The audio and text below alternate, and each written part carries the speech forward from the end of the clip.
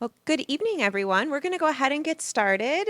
Thank you so much for being here. My name's Shayna Kataya. I am the Director of Student Services for Pittsford Schools. So grateful to be joined by Mrs. Leylon Thompson, who is our Student and Family Engagement Coordinator, really spearheads our prevention coordination efforts here in collaboration with our buildings. And we also have our friends from Uplift Arondequoit. We have Melissa and Whitley who are here, and they're going to be helping guide us through what we have in the back, which is the hidden in plain sight display. So those people who are here get a chance to actually rifle through a child's bedroom to look for some of the ways that kids are now potentially hiding things like vapes and other drug delivery devices. So we'll have an opportunity to look at that. So before we get started, just wanted to say a huge thank you to our Board of Education and our superintendent, Michael Piro, who really made sure that we have these opportunities every year to have ongoing conversations with our community. So thank you for the continued support, and especially our building leaders who are here after all the things that they have throughout the day and throughout the week and in all the evenings. So thank you for being here and for your support. So with that, thank you to those who braved the cold tonight. If you know people who weren't able to make it here, we do record our power hours, and they will be on the website. So they won't get the opportunity to rummage through the bedroom, but people can watch this at their leisure. And we'll show you and talk about a couple resources online as well so that don't feel like you have to take a ton of notes. There's lots of resources, and this is just the beginning of a conversation. So as things come up, please know that we're all available to you to be able to answer any questions. That's what we're here for. So we're going to talk briefly about what we're seeing in our schools and ways that we help support our students if things come up throughout their time with us. And Leylon is going to share a lot of community resources that are available, including her. So ways to be able to continue to reach out, when you should reach out. We're going to talk about ways that you can talk to your children about drugs and alcohol and some strategies to be able to use to help just keep that communication open in your homes. And then we will share a little bit about our latest youth risk behavior survey data. So that's a biannual survey that's given across the county. So our students give us some information about what they're doing, what they're engaging in, and that gives us some sense of if the preventative measures that we're working, if it's making an impact. So we'll share a little bit of that as well. And then this is a little different than other power hours.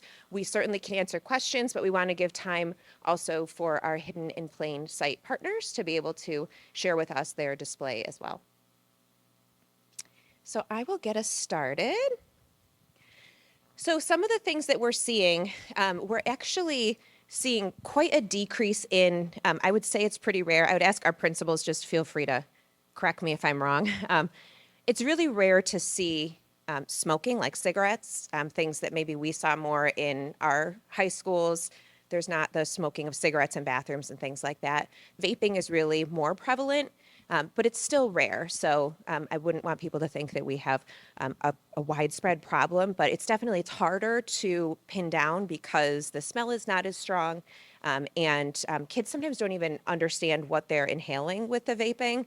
I know especially our younger students, we see this more in high school, but our younger high school students or maybe upper middle school students don't necessarily think that it's a drug because it's nicotine in there. So sometimes they are taking things and they're not sure what's even in those oils that are going into the vape pens. The edibles that we're seeing, so things like the THC gummies, sometimes kids are finding those either in their homes or they're sharing them with each other, and they're under the impression that because it's legal now at age 21 that it's safe.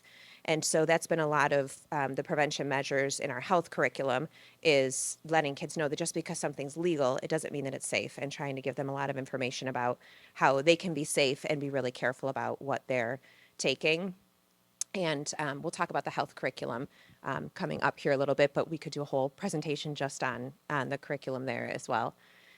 We don't certainly see a lot of fentanyl in our schools, but it's something that we're constantly talking about. It's very scary. Fentanyl, I'm sure we're all aware, is out there. It's a drug that does have a use in the medical community, but it's often mixed with other drugs to help make it more potent, and it's cheaper, and it can be incredibly deadly. We've lost students in our community to the use of fentanyl. And we have seen here or there students who maybe are knowingly using fentanyl in a recreational way, but that is quite rare, but it's something that we really want to keep talking to our kids about. It's no longer safe to just, not that it was ever safe, but just taking something that you're not sure where it is or where it came from could really be deadly. And then prescription medications, again, we don't see a lot of this, but our students that do have prescription medications, it's really important to keep track of those, especially controlled substances. You want to make sure that those aren't things that kids are just left to themselves to be able to sparse out for themselves. We want to make sure that we're counting and making sure that they're taking it on a regular basis as it's prescribed to them, so that there's not the tempt to use that in ways that is unsafe or give it to others. So in our schools, we talked a little bit about there's our health curriculum, which actually starts as early as kindergarten, but it starts with things like washing your hands and who are your safe people that you go to. But we do start very early in elementary school talking about the difference between candy and drugs and medication. So that's kind of where it starts is we don't take things that look like candy and we start showing the difference between what could be safe and not safe and how it's really hard to tell sometimes. So those are kind of the beginning early conversations about drugs with students amongst all the other health related curriculum that students are learning. And then as students get into middle school in particular, we start talking about the effects of alcohol and drugs, everything from what it does to your system, how harmful it is for your body, the repercussions at school or athletics, and what to do if you're somewhere and you see someone who may have drinking too much alcohol, even if they're not using it themselves. What are the things that you should be doing? Unfortunately, the things that can happen is that students get worried that they're going to get in trouble, and so they don't go necessarily get help when they need to. So our health teachers really walk students through how do we do that, and we can help to make sure that our students at home also know that it's always important to get help. You can always reach out to us, and you're not going to be in trouble if you're trying to help somebody else stay safe or get yourself home safely, whatever the case may be. So primarily what we're seeing here in Pittsford is students may experiment with drugs or alcohol, mostly in high school, and I would say in our upper grades of high school for the most part. Again, we don't see a widespread issue, but for students who are experimenting, maybe they're not as engaged in something productive after school, extracurricular activities, may have a lot of time, maybe have groups that are experimenting together. So we'll talk a little bit about how you can kind of help to manage that a little bit as our kids are growing. And we do see sometimes in school, very rare, but students who might be taking things in school. So it could be things that don't smell and you can't really see, like the gummies or vaping in school, or if they're leaving school and then coming back. Sometimes we see that happening. At school-related events, I think we're seeing a lot less of students who are drinking alcohol and doing drugs before they're coming to a school event. Our principals and administrators have actual breathalyzers that are able to be used at events at school, things like prom or Rainbow Classic or things that are really, really popular. But not, it goes in waves. So sometimes something will happen and then the word gets around. And so kids for a few years maybe won't do that anymore. And then something else will happen. So it's hard to say what the trend will be. But I think overall, we're seeing less and less of the obvious intoxication or kids getting really sick. Fair? Fair, okay. So some of the things to think about in school, we have the right to search students if we have suspicion that they have something on them that might be dangerous or either dangerous to others or to themselves, including drug and alcohol. So we have a code of conduct. You can look all through that. You'll see things pretty clearly delineated about drug and alcohol use in school or at school-related events, including on the bus or field trips, things of that nature. I know my child just went on an overnight field trip at one of the high schools, and I had to sign a document that said, I looked through their bags and they don't have anything. There's no drugs, there's no alcohol, which was actually a really good conversation starter for us to be able to talk about before she left. So know that our principals, our assistant principals take that role really seriously, and of course are always talking to parents when those things are happening. But sometimes it's just not as easy to know unless it's a little bit more obvious in school.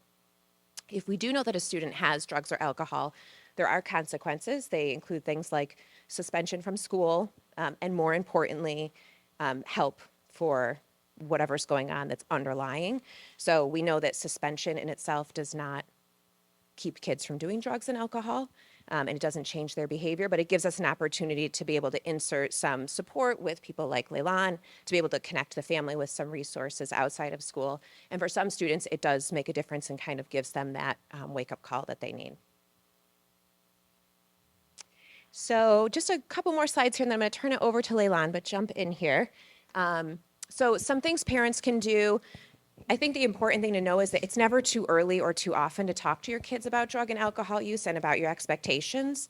And anytime that things are coming up, and it is an opportunity like that permission slip that comes home or something that comes up on in the media, or you see something on TikTok, or you're thinking about it, or something comes up on a commercial, use that opportunity to have a conversation.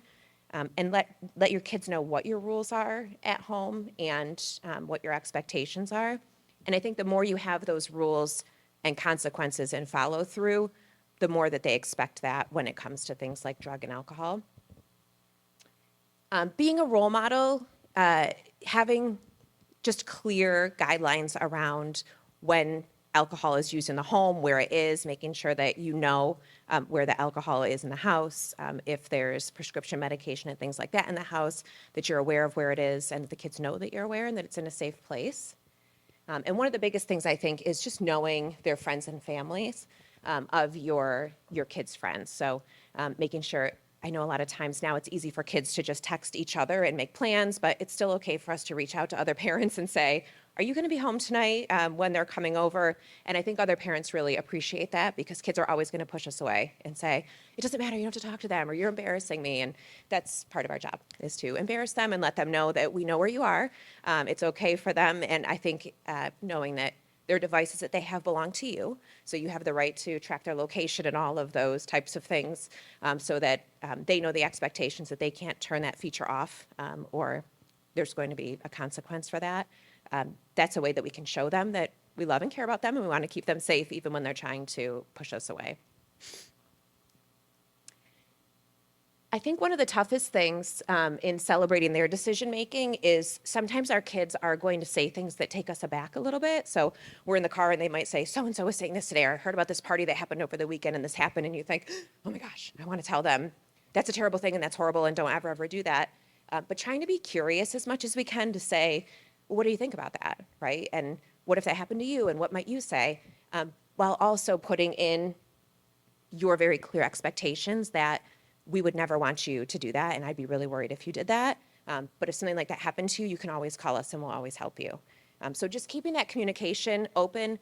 You know, if they say, well, so-and-so did this, and you say, well, you can never talk to them ever again, and they're not going to be your friend, and that's a bad person, they're probably not going to tell you anything next time about another friend. So just taking that breath, and maybe you take a breath and you come back to the conversation a little bit later when you're ready. But I think it's quick. I know myself, I'm quick to judge and say, I don't like that child did that, and I don't want you to do that. But try and get their thinking on it, and then celebrate that yes, I agree with you that wasn't a very smart thing to do. And then what you're doing right now, learn about the current trends, dig through this bedroom and see the different things, and maybe even talk to your kids about it without giving them ideas about what to get themselves, but just saying, you know, hey, I went to this thing tonight, and I saw these different things. What do you think about that? Have you ever seen anything like that? Why do you think other people might do that? Anything you can use to help bring those conversations up and have them often. And then please communicate with school. You know your child best. So if you think all of a sudden they're really disengaged, or they're acting really differently, they're hanging out with different kids, it's not only okay, we really appreciate knowing that, and reach out to their school counselor, reach out to an administrator, just to be able to share you're seeing something, and they might say, totally normal for this age, things seem to be going well, or they might say, you know, we're seeing something too, let me just check in and see how things are going. So please always reach out. And just to add to that too, I think sometimes when we talk about substance use and abuse, a lot of those reasons for why and the symptoms really match mental health symptoms like anxiety and depression with the irritability or mood swings. So again, no matter the reason or why you think, it's just good to communicate because we'd always be there to help support your child and the students and what they need. And then just to add to the getting to know families, I think too, some of the questions we forget is who else will be in the home. You know, if your child is in middle school, but you know there's a bunch of high schoolers that may be there too, just knowing everyone who will be at the event is really an important question to ask as well. And then for this next one, so other things too is how to talk to them about this topic is the first thing is just being a good listener. Like, you know, Shayna already mentioned, just not passing judgment. If you feel that like immediate jerk reaction to want to say something that may seem judgmental, take a pause, count to 3, I always say, take a deep breath and say something more that, a statement that may be more empathetic to something that you've heard or questioning your child about what they thought about that. It may be more helpful using I statements. A lot of times I tell families too, like it's okay to share with your kids your fears, worries, and concerns that are appropriate or rational. But I think they'd appreciate a feeling or concern you may have when it's said with an I statement or in an empathetic way over a snap judgment of their friends, because kids at this age will always protect their friends over their family. That's just developmentally where they're at. So it's just easier to help them understand that you're not judging and you're always there for them, but that you do have concerns, which are valid. The media, so we've talked a lot about this in our district, and we talk a lot about it in our schools, but just watching social media and the way that they're viewing things, we know that there's a lot of false information out there, and it can be really damaging to our students to listen to the things that are not true and that are potentially harmful. Be really clear and concise about your expectations and the rules in your house and in your communities. Watch our reactions. So again, like kids will immediately see the not only hear the verbal things that you say, but the nonverbals that you show when you hear the things. So just making sure that you're watching that. Talk with friends, parents, and guardians, like we mentioned before. Just keeping in connection with each other and keeping tabs on what's going on. These are your kids. It's your right to know what's going on, which kind of brings us to our next bullet of not confusing privacy with secrecy. I think the biggest thing I tell parents who are concerned with invasion of privacy, which is very kind for, you know, your young ones, it's really the intent of why you're maybe looking at something or tracking something is the difference between secrecy. So if you really feel there's a reason to look, you have every right to. That was hard for me. So I was asking Leilon to help me with that a little bit as we were looking through this, because you don't want to be searching your child's room every day to keep them safe. You want them to know that you're there for them. You're respecting that they have some things that are private. So maybe you're not looking through their phone every day, but maybe it stays down in, you know, downstairs away from their bedroom when they're sleeping at night for lots of good reasons, but also, you know, it's there and they know that you could have access to it, but you're not, you know, reading all their conversations. But again, if something feels like it's really, really off, you do have the right to look through things or have a conversation with them about it. But having that intent there that you feel like there's a real reason and purpose to do that is really important. I love this last one too about setting and imposing check-ins and curfews. We kind of talked about that before, that they may need to share their location with you, but it's perfectly acceptable as parents to say you're going to check in at this time, and if they don't check in, then there might be a consequence with that, or if they're not coming home when you say, there might be a consequence with that. But there is that balance. Someone had asked in the RSVP about the balance between kind of the secrecy and privacy, but also letting your kids kind of explore the world with also sharing your values, while also letting them know that you have expectations for them and you want to keep them safe. So it's a tricky balance, but I think the most important thing is for kids to hear from their parents and guardians that our most important job is to keep you safe. And so if you're ever in a situation where you feel you're unsafe, whether you have a code word with them, I've told my kids, you can just lie. You can say, oh my God, my mom's going to kill me. I totally forgot. I have this going on, and you can text me our code word and I will come get you. No questions asked. We can talk about it later, but you can always get yourself out of a situation, and you'll always have a way out. We'll always come and help you. And I'll turn it over to Leland. Yeah, and I know Shayna briefly kind of mentioned some of the things that I do, but again, just listed here some other things that I do is I'm available to all buildings being district-wide, so I really just am there as a support and consult if ever needed for admin or mental health teams or teachers and other staff. I can do individual assessments and evaluations if there's ever a concern or if a student wants to check in. A lot of times when I'm doing those, it honestly is a big chunk of those sessions are education. Like Shayna mentioned, a lot of these students truly don't understand, no matter how many times they hear it, the harm of what they're doing. So a lot of what I'm doing is just really having focused one-on-one education sessions.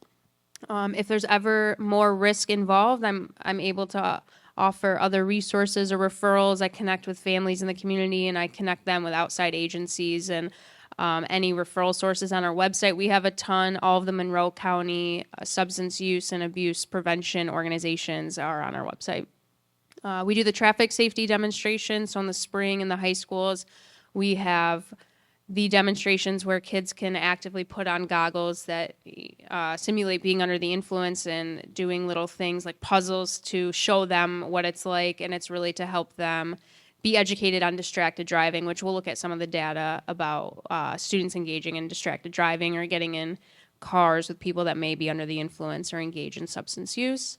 We do trainings, and again, we'll go over some of the data, but I help facilitate the Youth Risk Behavior Survey, which we compare the data in the county, and then in our district, we give the data to our health department so that they're able to use it into the curriculum, which is really helpful for kids to see what other kids are doing and saying. It feels a little bit more relatable to them.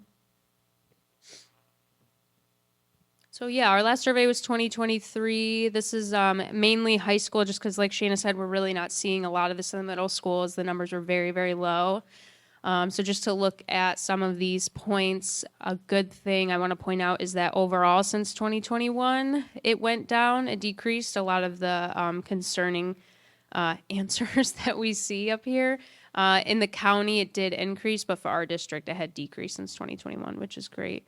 One of the ones I wanted to point out is what is the main reason you now use vape products? This is a big one. A lot of kids tell me to relax or de-stress from anxiety or depressive symptoms or just feeling overwhelmed, and it was pretty much tied with or their friends use them. It's just something that their friends were doing, so they thought they'd try it, which we know curiosity is a huge reason why people start to engage in drugs and alcohol. Which is a great question you can ask your kids is, anytime something like that comes up, like, do you have friends? Do your friends ever try vaping, or do they ever have them? And why do you think that they do that? And, but more out of curiosity than judgment. Yeah, so this is broken down. Some of our stats on alcohol, marijuana, and other drugs. Again, like Shayna mentioned, I'll bring up, we're seeing a lot more of the edibles for THC and marijuana. So a lot of the gummies, cookies, brownies, both in the county and in, schools. And then also a lot of the vapes have now, a lot of use in vapes are not so much nicotine, but we're seeing an increase in the THC pens or vapes. And then the next one is the distracted driving ones. And just to see some of the stats of them getting in cars with people, or they are openly admitting that they drive while under the influence, which is very concerning. And then there is a couple middle school stats as well. One of the other things we were talking about is not only the information we're getting from kids about maybe them attempting to or experimenting with some drugs or alcohol, but also the types of things that are happening when that's going on. So if they're at a house or some type of party and kids are engaging in use of drugs or alcohol, there could be things like physical fights or altercations. There could be sexual assault that's happening. So having those conversations about the safety risks that happen when you're in a place that isn't safe and people might be experimenting, talking to your kids about the buddy system and how it's important to be with your friends, keep track of your friends, watch your drinks, things like that. Not taking drinks or things from other people. It's really important to talk about that before you think it's something that you need to talk about. And you can have a really powerful conversation and then think, okay, that was awesome. I handled that really well, which is great. But just keep coming back to it. Not every day, but if you feel like in a few months, okay, let's reboot a little bit because kids do need multiple exposures to that. Because you're probably going to be talking to them about it before they're in that situation, ideally, and then they can hear that you're just repeating that message. Yeah, and again, I think in those conversations that you're having, it's really important in those moments to really practice the non-judgment tones and body language. The first few times you start those conversations, your kids are going to say like, "No, gosh," with a tone, and that's when you go, "Oh, okay, I was just curious, just wondering," right? And then they'll kind of test you and look to you and see if you're really just curious or not, if you're testing them. And then if you have more and more conversations, it becomes more normalized. It's a lot easier for them to open up because they've now seen that you will not judge them, even if the answer is maybe not something we're super happy to hear. Now that I have teenagers, I realize they just talk to you in ways that make you feel like you were stupid for bringing it up, but that's okay. That's their trick. So um, every time I bring up something with one of my daughters and say, let's talk about relationships that people are having, she's like, Mom, I know that's not going to happen to me. It's like, okay, but it's my job to say this to you. So it's just important that you hear it because I'll feel better when I've said it. So let's have a conversation about it. And, if you're hearing these things or things are happening, you can always talk to me about it. Because I do think that it makes them feel safe to hear that, even though they'll never tell you that. And one thing I forgot to mention, a lot of our information comes from a parent resource guide that we have online. So if you go to our website, the student services page, there's just a link that says resources for parents. You could get lost in all the resources there. If you just click on drug and alcohol prevention, you'll see a lot of different resources, and then you'll see a link to our parent resource guide. And you can get much more in depth into things you can talk to your children about, things that are out there. And there's lots of links to different resources there as well. And of course, we're always here to answer questions along the way. Yeah, and none of this is easy. Even as someone who does this for a living, I mean, I was sharing with our Uplift friends, like I had to Google things that they brought in. Like it's always changing. It's always new. It's really hard to keep up, and so I just have to say it's not easy. It's just work that we have to do, and we're always here to help.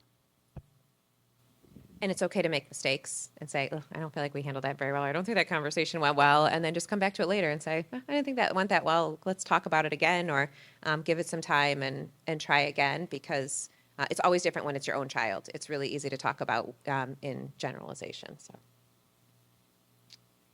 all right. So our friends here from Hidden in Plain Sight are going to give us a little spiel and let us walk through the display for those who are interested. But we just wanted to give an opportunity if there's any additional questions people had that we could answer prior to that. We'll be around if you have questions after, if you've looked through the display as well. All right. So with that, we will turn it over to Whitley and Melissa. Good evening, everybody. I am Melissa Safford. I'm the program director for Uplift Irondequoit. Hi, I'm Whitley Matthews. I am the Youth and Events Coordinator for Uplift. And just to tell you a little bit about Uplift Irondequoit, we are a community coalition focused on youth substance use prevention. So we primarily work in Irondequoit, but that also extends to the city of Rochester and some of our partners who make special requests, like here today. We are focused on the youth side of things, so primarily those early conversations all the way up to middle and high school years, where we're looking at more of that experimentation actually beginning. And the Hidden in Plain Sight display, like we've been talking about, is a teen bedroom setup with not only actual devices, but also paraphernalia or material that might not be a substance in and of itself, but it could be a signal to you that substance use is happening by your child or by someone who is around your child, and therefore, the items have gotten into their hands. We will give you an opportunity to peruse it yourself and then show you some of the things that you will inevitably miss, because there are more than any one person could find. But some important things to know about it is that things are always changing. So the reason we include devices themselves are because they look different year over year. There are surges in popularity. There are items that get shut down and vanish off the market.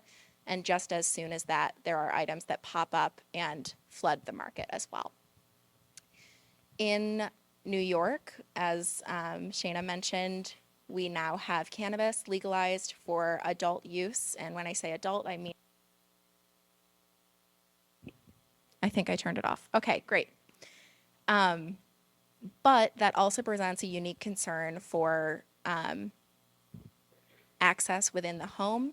So adults, whether they are older siblings, cousins, friends, parents, aunts, uncles, you name it, may now be bringing these items legally into the home, and students or children, even pets as well, have been able to access those knowingly or unknowingly. And we've seen a rise in poisonings of THC. So I'll be particularly careful to show you some edible packaging and different items like that that can have multiple concerns. I think that's everything ahead of time, and then we can go over and look at the display. Yeah, I'll just say one more thing in addition to that, because I think with the edibles, what kids, I think, sometimes don't realize is they think because it's around and it looks like a gummy or it looks like a candy, that they really don't understand what the dosage is for things, and they can get sick very quickly. So sometimes kids, or they'll think, oh, they know someone and they've been taking THC for a while, and so I'll take what they take, and they can become very ill. So I think it's just really important to keep an eye on that as well, because the packaging, they can be very different, the amount of milligrams that are involved in those. Okay. Well, then with that, if there's no further questions, we will let people kind of head back, and can they just peruse at their own, or are you going to point out a few things first?